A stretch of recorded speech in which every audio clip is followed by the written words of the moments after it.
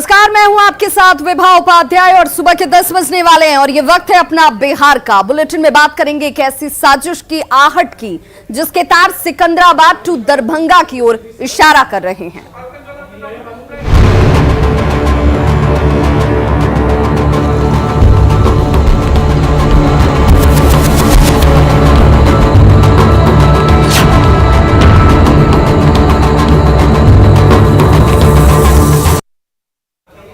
तो Darbhanga parcel bomb धमाके की जांच की शुरुआत हो चुकी है। रेल पुलिस को अब तक हालांकि इस बाबत कोई सफलता नहीं मिली है, लेकिन इसके जांच की शुरुआत हो चुकी है।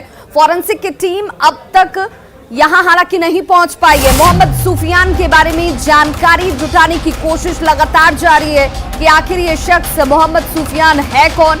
कल प्लेटफॉर्म पर रेल पार्सल में ब्लास्ट हुआ, जिसके बाद अब तहकीकात जो है वो तमाम एंगल से इस वक्त होती हुई। दरभंगा पार्सल बम धमाके की जांच की शुरुआत हो चुकी है। मोहम्मद सुफियान जिसके नाम से पार्सल पहुंचा, उस शख्स को लेकर जानकारी जुटाने की कोशिश की जा रही है। फॉरेंसिक की टीम का हालांकि इंतजार अब तक किया जा रहा है क्योंकि फॉरेंसिक टीम अभी तक नहीं पहुंची है। मोहम्मद सुफियान के बारे में जानकारी निकालने की जद्दोजहद इस वक्त भी जारी है। दरभंगा स्टेशन पर रेल पार्सल में कल जिस तरीके से ब्लास्ट हुआ, रेल प्रशासन फॉरेंसिक टीम की मदद से इस ब्लास्ट की जांच करने की कोशिश में जुटी हुई है। धमाके कपड़े के गट्ठल में हुआ, जो बताया जा रहा है कि जो बंडल यहां रखा गया था उसके अंदर कपड़े थे और उस कपड़े के अंदर एक सीसी बरामद की गई है जिसमें किसी तरह के लिक्विड की बात कही जा रही है। हालांकि ये किस तरह का लिक्विड था, किन वजहों से ब्लास्ट हुआ, ये तमाम चीजें अभी तहकीकात के दायरे में है। असल में बम धमाके के बाद पुलिस रेल एसपी खुद यहाँ मौके पर पहुंचे थे और सारी जांच की। आज फॉरेंसिक टीम को आना था लेकिन अभी तक फॉरेंसिक टीम नहीं आई है। हम उस जगह खड़े हैं जहां पर जो है प्लेटफार्म संख्या 2 से सिकंदराबाद एक्सप्रेस से वो पार्सल को यहाँ लाया गया था और यहाँ लाने के बाद जो है यहाँ रखा गया, उसके बाद उसमें से धमाका हो गया और जब बंडल को खोला गया तो एक रेडीमेड कपड़े का वो बंडल था और यही वो जगह है जहाँ पर ब्लास्ट हुआ था। जिसके बाद जो टीम है, रेल एसपी खुद आए थे अशोक प्रसाद सिंह, उन्होंने जांच की। लेकिन अभी तक जो मोहम्मद सुफियान के नाम से जो पार्सल आया था, वो सुफियान आखिर कौन है, ये जीआरपी के लिए, रेल पुलिस के लिए एक पहेली ही जरूर है क्योंकि उसका अभी तक पता नहीं चल पाया है, ना ही वो सामने आया है इस पार्सल को लेने के लिए। अब चूँकि फॉरेंसिक टीम का इंतज़ार किया जा रहा है, जिसके बाद ये पता लगाया जाएगा कि आखिर उसमें जो धमाका हुआ वो कौन केमिकल का इंतजार किया गया था और उसकी क्षमता क्या थी, आखिर क्यों उस केमिकल को उस बंडल में छिपा के लाया गया था।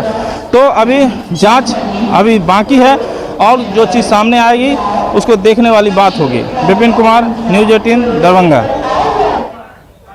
तो देखिए, साजिश सिकंदराबाद टू दरभंगा क्यों कहा जा रहा है, इसे समझने के लिए कुछ चीजों को जानना और देखना जरूरी है। क्योंकि पार्सल सिकंदराबाद से दरभंगा के लिए भेजा गया था जो मोहम्मद सुफियान के नाम से पहुंचा था। दरभंगा में पार्सल उतारने के दौरान इसमें धमाका हो जाता है। बड़ी बात यह कि भेजे गए पार्सल पर पूरा पता नहीं था, वहीं केवल जिस नाम की चर्चा है वो सुफियान नाम से है और सुफियान अपना पार्सल लेने के लिए स्टेशन नहीं पहुंचा। इसके अलावा अब तक उसके बारे में कोई जानकारी नहीं मिल सकी है और तहकीकात फिलहाल सभी बिंदुओं पर होती हुई। ऐसे में कई सवाल भी उठते हैं कि साजिश की आशंका के बीच जांच टीम को जानकारी जुटानी होगी जिससे कि इस पूरे प्रकरण का, इस पूरे मामले का खुलासा हो सके। सिकंदराबाद से दरभंगा पार्सल भेजने वाला शख्स कौन है? दरभंगा का मोहम्मद सुफियान कौन है जिसे ये पार्सल भेजा गया, जिसके नाम पार्सल वो लेने आखिर क्यों नहीं पहुंचा?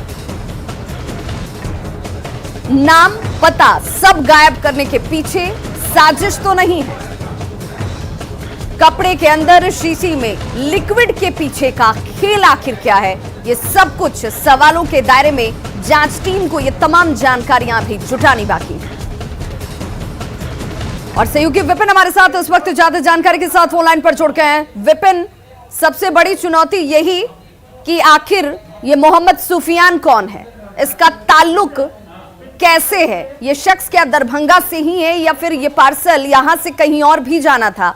ये तमाम चीजें तफ्तीश के दायरे में है। फॉरेंसिक टीम कब तक पहुंचेगी जी, अभी चूंकि मैं स्टेशन पर ही हूँ और यहाँ कोई पदाधिकारी ये बताने को तैयार नहीं है कि फोरेंसिक टीम कब आएगी, क्योंकि मुजफ्फरपुर से उसको आना है और यहाँ से जो जहाँ पे ब्लास्ट हुआ था वहाँ से भी हटा लिया गया है, उसको अपने कब्जे में रखे हुए रेल पुलिस और फोरेंसिक टीम के इंतजार है।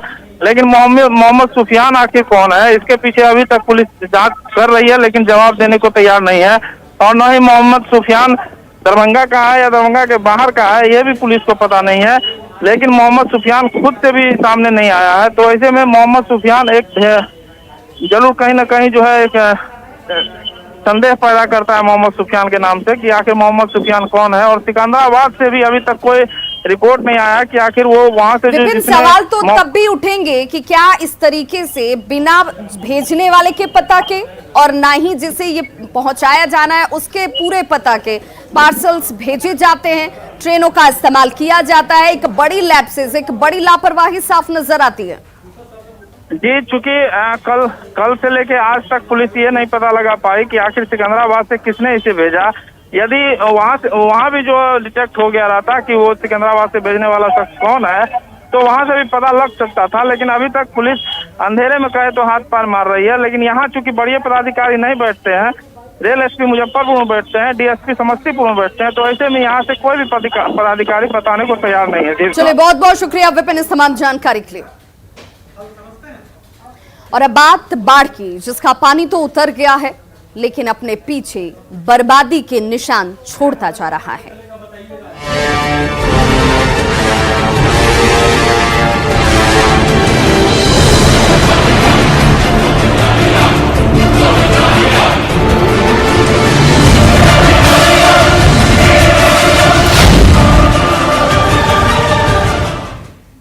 तो न्यूज 18 की खबर का बड़ा असर हुआ है। हमने कल खबर दिखाई थी कि किस तरीके से बगहा के चकदहवा और झंडू टोला गांव में बाढ़ के बीच लोग बेबस नजर आ रहे हैं। इनके पास न तो खाने पीने की सामग्री है और रहने की बड़ी चुनौती इन लोगों के सामने नजर आती है। गांव के लोग 3 दिन से जल कैदी बने हुए हैं। खबर दिखाने के बाद पश्चिम चंपारण के जिलाधिकारी ने संज्ञान लेते हुए राहत सामग्री लोगों के बीच पहुंचाने के निर्देश दिए, जिसके बाद एएसडीओ, सीओ सहित राहत बचाव की टीम जो है मौके पर पहुंची और लोगों के बीच राहत सामग्री का वितरण किया गया। 2 तस्वीरें आपके सामने। पहली तस्वीर हमारे कोशिश के बाद लोगों तक मदद पहुंचती हुई, जहां पर प्रशासनिक टीम जो है निर्देश देकर अधिकारियों को इस जगह तक रवाना करती है और लोगों तक वो राहत पहुंची, जिसकी कोशिश में हम जुटे थे। वहीं दूसरी तस्वीर आपको हमारे सहयोगी जब ग्राउंड जीरो पर पहुंचे, उन जगहों पर जहां पर प्रशासनिक टीम नहीं पहुंची, मदद के लिए अधिकारी और कर्मचारी नहीं पहुंचे, वहां जल कैदी बने लोगों के बीच क्या हालात हैं, रिपोर्टिंग चुनौतीपूर्ण परिस्थितियों में कर ये तस्वीर अधिकारियों तक पहुंचानी जरूरी थी, जिसके बाद अब उसका असर होता हुआ मदद इन लोगों तक पहुंची है। बगहा में बाढ़ की वजह से जहां कई इलाकों में पानी घुस चुका है, वहीं प्रशासनिक लापरवाही की एक और कहानी जो हजारों लोगों को प्रभावित कर रही है। बगहा के पिपरासी प्रखंड के सिमरा लबदाहा पंचायत में लोगों को बचाने के लिए बांध बना था, जो पिछले साल टूट चुका है। बड़ी बात यह कि 1 साल के बाद भी प्रशासन ने अब तक बांध का निर्माण नहीं कराया। जिला प्रशासन ने इसे रेलवे का बताया है, लेकिन रेलवे को इससे कोई मतलब नहीं है। लाचार लोगों ने खुद से ही रात भर मिट्टी काटकर गांव को बचाने के लिए बांध के नीचे एक पतली सी मेड़ बना डाली, जिससे गांव को पानी से बचाया जा सके। प्रशासनिक अनदेखी की पूरी कहानी बता रहे हैं संवाददाता रवि एस नारायण। जहां खड़े हैं वो बगहा के पिपरासी ब्लॉक का सिमरा लबदा जो है वो गांव है, और इस गांव में ये देखिए बांध है, और ये बांध पिछले साल टूटी थी। ये अब जब देख रहे हैं, ये पूरे गांव को बचाने के लिए एकमात्र ये बांध सहारा है, और ये पिछले साल टूटी थी और अब तक नहीं बना है। अब जरा सोचिए कि ये गांव में इसके टूट जाने से इस बार फिर जो पानी है वो बहा है, और बहने के बाद पूरे गांव में पानी भर गया है। ये जरा तस्वीर देखिए कि इस बाढ़ में भी ये जो लोग हैं वो किस कदर घिरे हुए हैं, और लोगों ने इस डर से रातों रात कैसे काम किया वो हम आपको बताते हैं। तो ये जिस ढंग से बाढ़ कटी है, और अब जरा देखिए कि गांव वाले अपने बचने के लिए ये छोटा सा बांध जो है वो रातों रात उन्होंने तैयार किया है। और ये जरा देखिए कि माटी काट करके जो है वो किसी तरह से यहाँ से 100 मीटर का यहाँ पे लगाए हैं लोग, और पूरे वो गांव वाले खुद से मेहनत करके, ताकि ये जो पानी बाढ़ का देख रहे हैं वो निचले इलाकों में ना जाए और गांव बच सके। तो ये एक कह लें कि सरकारी अनदेखी का सबसे बड़ा कहर, सरकारी मुलाजिमों की अनदेखी का जो कहर कैसे गांव पे पड़ता है, उसकी एक तस्वीर देख रहे हैं। ये देखिए निचला गांव है जो पूरी तरह से अभी भी पानी घुसा हुआ है, लेकिन थोड़ी सी राहत इस बात का है कि गांव वालों ने जो तैयार किया है इस छोटे से बांध को अपने पैसे से, इसके कारण जो है लोग बचे हुए हैं। लेकिन काश कि ये बांध पिछले साल बना होता तो ये कम से कम नई दुर्दशा देखने को मिलती। जरा देखिए कि इस बार सरकार जो है लगातार कह रही है कि पूरी तैयारी हो गई है, बाढ़ पूर्व राहत कार्य किए जाते हैं। आखिर बाढ़ पूर्व जो राहत कार्य किए जाते हैं, करोड़ों रुपए खत्म किए जाते हैं, आखिर होते कहाँ हैं, कैसे बाढ़ राहत काम किए गए हैं? ये जो आप ये खुद से आप लोग बनाए हैं? जी। कब बना इसको? रात में जब पानी जब देखे हैं कि इधर टूट के चल जाएगा तो हाली टाली ट्रैक्टर लेकर आओ और टोकरी चला कर बांध दिए कि कुछ बचता हो जाए, कुछ राहत हो जाए, कि उतने में कुछ गलीमत हो जाए। ये आपका बांध कब टूटा था? बांध टूटा है वो पिछले साल में। तो अभी तो कोई बनाने नहीं आया? नहीं कोई बनाया नहीं बाबा, ये बांध कोई बनाने नहीं आया? नहीं, आज तक ले बांध का कोई सूचना नहीं मिला जी बनेगा कि नहीं बनेगा। और साल बाढ़ टूटा, बहुत क्षति हुआ, लेकिन आज तक ले कोई आदमी यहाँ नहीं आया। देखिए यहाँ पे आप पंचायत में हैं जी, और यहाँ पर पिछले बार जो है कि रेलवे का बांध तोड़ दिया, जिससे काफी हमारे गांव में क्षति हुई थी। ये देख रहे हैं रोड भी टूटा हुआ है, और इसको कई बार हम लोगों ने प्रशासन से भी कहा। अभी माननीय हमारे एसडीएम साहब अभी 5-7 रोज पहले आए हुए थे और इसका निरीक्षण भी किया था, लेकिन इधर अब बरसात आ गया, फिर से हम देख रहे हैं कि रेलवे बांध नहीं बना, फिर हमारे पंचायत को काफी यहाँ क्षति होगी और लोगों की काफी परेशानी होगी। यहाँ लोगों ने रात अपने कुछ पंचायत से और लोगों ने अपने वर्क करके जो है कि रात को इसको किसी तरह से बचाया है। तो ये देखिए एक परेशानी है कि ये रेलवे का बांध है, प्रशासन कह रही है कि रेलवे बनाएगी। प्रशासन को ये पता है, एसडीएम आकर के यहाँ पे देख करके जाते हैं, लेकिन दो विभागों की आपसी उलझन जो है वो जिंदगियों को जो है वो तबाह करने पर भारी पड़ रही है। और सबसे बड़ा बात है कि ये पिछले साल से पता है कि 1 साल से ये बांध टूटा हुआ है, लेकिन देखने वाला कोई नहीं। लोग अपने मजदूरी लगाकर छोटे बांध तैयार कर रहे हैं ताकि जिंदगियां बचाई जा सके। कैमरा पर्सन मनीष जुनेजा के साथ रवीश नारायण, न्यूज 18 बगहा। खबर गोपालगंज से, जहां माझागढ़ प्रखंड के कई गांवों में गंडक का पानी जो है वो समा गया है। राजकीय बुनियादी विद्यालय, गौसिया, आंगनबाड़ी केंद्र और पीएससी में पानी भरा हुआ है। जहां तक आपकी नजर जा रही हो कि आपको पानी ही पानी नजर आ रहा होगा। यहां बाढ़ के हालात का जायजा लिया न्यूज 18 संवाददाता मुकेश कुमार ने।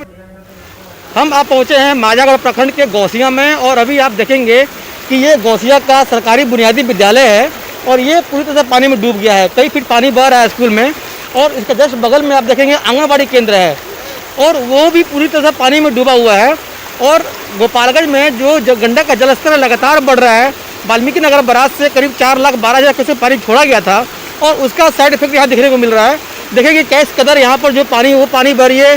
जो गाँव है, गाँव में पानी घुस गया है और जो पानी है इससे करंट भी काफ़ी तेज है और लोगों को चलना मुश्किल है। हम खुद चल के, और यहाँ पर अतिरिक्त प्राथमिक स्वास्थ्य केंद्र है, वो भी पानी में डूबा हुआ है, जिससे वजह से लोगों को इलाज नहीं हो पा रहा है। यहाँ पर गौसिया पंचायत के पूर्व मुखिया और मुखिया प्रतिनिधि हैं यहाँ पर, इनसे हम बात करते हैं। सर, ये पानी कब से बढ़ा है, क्या कहाँ पानी गिरा है? कल शाम से रात तक बहुत तेज़ी से पानी बढ़ा है, अभी भी बढ़ना जारी है। हो सकता है शाम से कम हो, लेकिन इस समय बहुत भयावह स्थिति है। लोगों को आने जाने में काफ़ी कठिनाई हो रही है। नाव जो सरकारी नाव उपलब्ध कराया गया है वो थोड़ा सा बेहतर नहीं है, प्राइवेट नाव को भी लगाया गया है ताकि लोग अपना आवश्यक खाद्य सामग्री ले जा सके घर पर। और कई घरों में पानी घुस चुका है और बगल में निमुइया पंचायत शुरू होता है, वहाँ भी कई घरों में पानी लगा हुआ है। लोगों को काफ़ी परेशानी हो रही है। तो लोगों को निकालने के लिए क्या प्रयास किया जा रहा है आप लोगों का? लोग प्राइवेट नाव से और जो सरकारी नाव जो उपलब्ध है उसी से लोग बाहर जा रहे हैं। और कुछ आपको आगे भी दिखाएंगे कितना सामान लोग अपने घर से बाहर लेके जा रहे हैं, पलायन कर रहे हैं यहाँ से। जी। तो कितने यहाँ पर गाँव होगा जो अभी प्रभावित है माझागढ़ प्रखंड में? माझागढ़ प्रखंड में 4 पंचायतें हैं वो प्रभावित हैं। गौसिया, निमुइया, पुरैना और भैंसाई पंचायत है। निमुया पंचायत की पूरी आबादी प्रभावित है और बाकी शेष तीनों पंचायतों में आंशिक आबादी प्रभावित है। तो ये जो है इनका कहना है कि जो सरकारी नाव उपलब्ध कराई गई है लेकिन वो उतनी कारगर नहीं है, क्योंकि लोगों की क्षमता, जो लोगों का जो सामान है और वो भाई की वजह से जो है नाव से लोग सवारी नहीं करना समझ रहे हैं। जो प्राइवेट नाव है लोग उसको ज़्यादा प्राथमिकता दे रहे हैं। तो ये जिला प्रशासन के लिए एक समझने वाली बात होगी कि जो सरकारी नाव की जो क्वालिटी हो तो बेहतर किया जा सके ताकि लोगों को असुविधा न हो। मुकेश कुमार, न्यूज़ 18, गोपालगंज। और देखिए, चिराग पासवान का एक तथाकथित ऑडियो जो है वो वायरल हो रहा है। इस 1 मिनट से ज्यादा की ऑडियो क्लिप में चिराग पासवान एक संजीव नाम के शख्स से बात कर रहे हैं और उन्हें निर्देश भी दे रहे हैं। ऑडियो में चिराग की तरफ से कहा जा रहा है कि वो दिल्ली में पार्टी में मचे बवाल के बाद लीगली और टेक्निकली इशू को हैंडल कर रहे हैं। वहीं चिराग संजीव से ये भी कह रहे हैं कि तुम बिहार में सभी चीजों को देखो, प्रदर्शन से लेकर कार्यालय और कार्यकर्ताओं का ध्यान रखो। चिराग ने ये निर्देश भी दिए कि प्रदर्शन इसी तरीके से चलते रहना चाहिए। हालांकि इस वायरल ऑडियो की पुष्टि न्यूज़ 18 नहीं करता है। संजीव कैसे हो? प्रणाम भैया। प्रणाम प्रणाम, सब ठीक ठाक? हाँ भैया, तबीयत कैसा है? बस ठीक है यार, ठीक है। इसी बीच में ऐसे लो बवाल भी किया। ना अभी सब टेंशन नहीं लेना है। नहीं नहीं, बढ़िया सब जो होता है चेक ले। हाँ, सब बहुत बढ़िया हो गया, सब कचरा उचरा सब साफ हो गया। साफ हो गया, सही बात है। बहुत बढ़िया हुआ। अब संजीव लगे रहे ना, जिस तरीके से अभी सब चल रहा है ना, प्रदर्शन वगैरह। ना इसमें भैया यहाँ की टेंशन आप छोड़िए, यहाँ के टेंशन छोड़िए, आप खाली सिंबल अपना लीजिए, समझे ना। हम यहाँ पे टेक्निकली लीगली सब हम हैंडल कर रहे हैं, बस वहाँ पे मतलब फ्रंट फुट पे ही रहना, पूरा कार्यालय वार्यालय सब बना के। और जब आना होगा ना भैया बिहार, तो 2 दिन बताएंगे। हाँ, 2 दिन कम से कम पहले उसके लिए प्रोग्राम रखे हैं। नहीं कि बिहार के जितना अम्बेडकर हॉस्टल है ना, हम लोग के सर्किल के जितना छात्र लोग है, सबको सूचना कर दिया जाए। एयरपोर्ट से कार्यालय तक मतलब खाली हुजूमे रहे। नहीं, पहले ही हम उसका भी बताएंगे, है ना। हाँ, बाकी बस रोज देखना कि इसी तरीके से प्रदर्शन वगैरह, भीड़ भाड़ ऑफिस में सब अपना करके रखना। किसी चीज की कुछ भी जरूरत होगी इसमें भी। तो देखिए, ये ऑडियो इस वक्त वायरल होता हुआ, हालांकि न्यूज़ 18 इसकी पुष्टि नहीं करता। हमारे सहयोगी साकित हमारे साथ इस वक्त फोन लाइन पर जुड़ गए हैं। साकित, आखिर ये संजीव शख्स कौन है जिससे ये चर्चा हो रही है और चर्चा में प्रदर्शन को लगातार जारी रखने का दबाव बनाया जा रहा है? बिल्कुल विभा, जहाँ तक ये ऑडियो है जो वायरल हुआ है, न्यूज़ 18 इसकी पुष्टि नहीं करता, लेकिन निश्चित तौर पर जो बातें इस ऑडियो में सामने आई है वो काफी गंभीर है। और जहाँ तक संजीव का सवाल है, तो संजीव लोजपा यूथ विंग का प्रदेश अध्यक्ष है।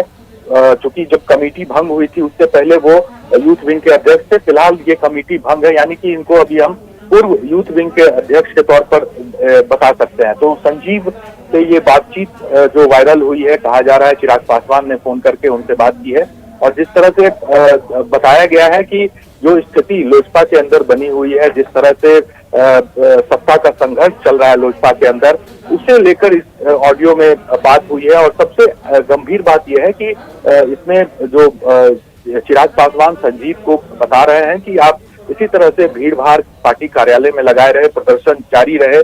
तो ये एक तरह से दिखाने की कोशिश हो रही है कि जो लगातार आप देख भी रहे हैं विभाग, पिछले 2-3 दिनों से जिस तरह से लोजपा के अंदर घमासान है। बिल्कुल, तो सत्ता के संघर्ष की आंच अभी थमने वाली नजर नहीं आती है। इस ऑडियो के साथ ये और तेज होती हुई नजर आ रही है। हमारे सहयोगी हमारे साथ शैलेंद्र जुड़ चुके हैं ज्यादा जानकारी के साथ। शैलेंद्र, बिहार की सियासत का ये मिजाज है कि वो कभी शांत नहीं पड़ता है, ठंडा नहीं पड़ता है। एलजेपी को भले उसका अध्यक्ष मिल गया हो, लेकिन एलजेपी के अंदर ही गर्माहट और राजनीतिक प्रतिद्वंदिता अभी भी बरकरार है। इस ऑडियो से तो यही दिखता है।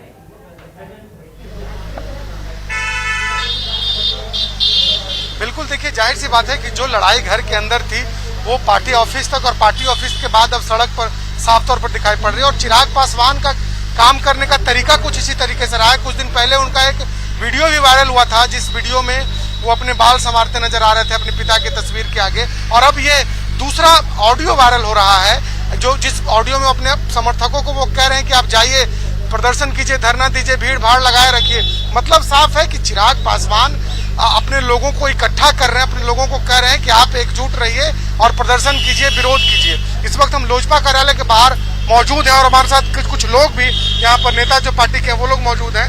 चिराग पासवान के इस ऑडियो पर आप क्या कहेंगे? वो अपने लोगों को कह रहे हैं प्रदर्शन कीजिए, धरना दें।